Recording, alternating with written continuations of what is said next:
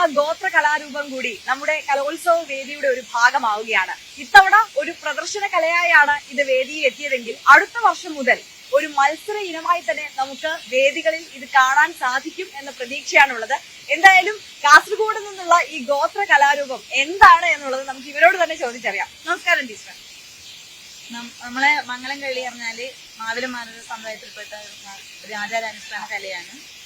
മംഗലം കളി പിന്നെ കല്യാണ വീടുകളിൽ രാത്രി മുതൽ രാവിലെ വരെ നീണ്ടു നിൽക്കുന്ന ഒരു ആചാരാനുഷ്ഠാന കലയാണ്. മംഗലം കളിക്ക് ഉപയോഗിക്കുന്നത് ആദ്യം പറഞ്ഞാൽ തുടിയാണ് മെയിൻ ഉപയോഗിക്കുന്നത്. പിന്നെ തുടി ഉണ്ടാക്കുന്നത് പ്ലാവിന്റെ മുറിച്ചെടുത്തിട്ട് പ്രത്യേകം ആക്കിയിട്ടാണ്. പിന്നെ അതിന്റെ തോല് പറഞ്ഞാല് കാട്ടുമൃഗങ്ങളുടെ തോലാണ്. ഉടുമ്പ്, എരിവ് അങ്ങനത്തെ കാട്ടുമൃഗങ്ങളുടെ തോല് കൊണ്ടാണ് തുടി ഉണ്ടാക്കാൻ ഉപയോഗിക്കുന്നത്. പിന്നെ പ്രത്യേകിച്ച് കളിക്കുമ്പോൾ വന്നു ലുങ്കി, ബ്ലൗസ്, തോർത്ത്, പാളത്തുത്തി അങ്ങനത്തെ ഒരു മേക്കപ്പ് ഒന്നും ഇല്ലാതെ ഭയങ്കര നാച്ചുറൽ ആയിട്ട് കളിക്കുന്ന ഒരു കലാരൂപമാണ്. പിന്നെ ഇത് ആണുങ്ങളും പെണ്ണുങ്ങളും കളിക്കും. ഈ കല്യാണ ദിവസങ്ങളിലൊക്കെ വീടുകളിൽ രാത്രി മുതൽ രാവിലെ വരെ ഉണ്ടാവും. ഇത് എങ്ങനെയാണ്, ഏത് ഭാഷയിലാണ് ഈ പാട്ട് പാടുന്നത്? ഇത് തുളു ഭാഷയില്. ഈ ഓരോ പാട്ടിനും ഓരോ കഥയുണ്ടാവും അല്ലേ? കഥയുണ്ട്. അങ്ങനെ തുളു ഭാഷയില് പാടി കളിക്കുന്ന കുറച്ച് മലയാളം കൂടി മിക്സ് ഉണ്ട് പാട്ടിന്. നിങ്ങളിപ്പോ ഏത് സ്കൂളിൽ മക്കളെ വരുന്നത്? ഇവിടെ സ്റ്റേജിൽ കളിച്ചിട്ട് എങ്ങനെ ഉണ്ടായിരുന്നു? അടിപൊളിയായിരുന്നോ? ഇതിപ്പം മത്സര ഇനമായിട്ടല്ല നിങ്ങൾ വന്നത്, ഇപ്പൊ ഒരു പ്രദർശന കലയായിട്ടാണ് വന്നത്. പക്ഷെ ഇതൊരു മത്സര ഇനമാക്കണം എന്നുള്ളൊരു ആഗ്രഹമില്ലേ?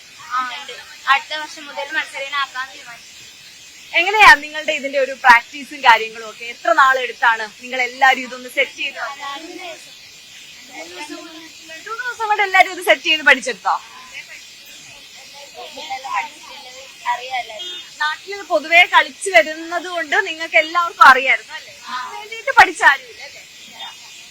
അപ്പൊ നമുക്ക് മംഗലം കളിയിലെ പാട്ടൊന്ന് കേൾക്കാം അല്ലേ?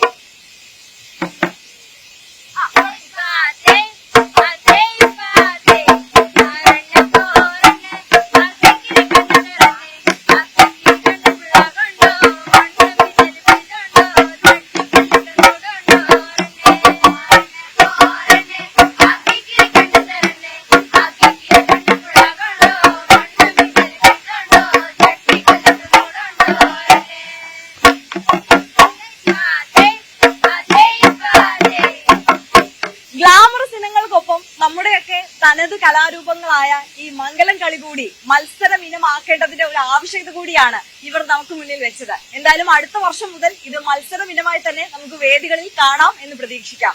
വിനോദ് കുമാറിനും അനു ബേബിക്കുമൊപ്പം ആര്യാർ ദേവൻ, ന്യൂസ് 18 കേരളം.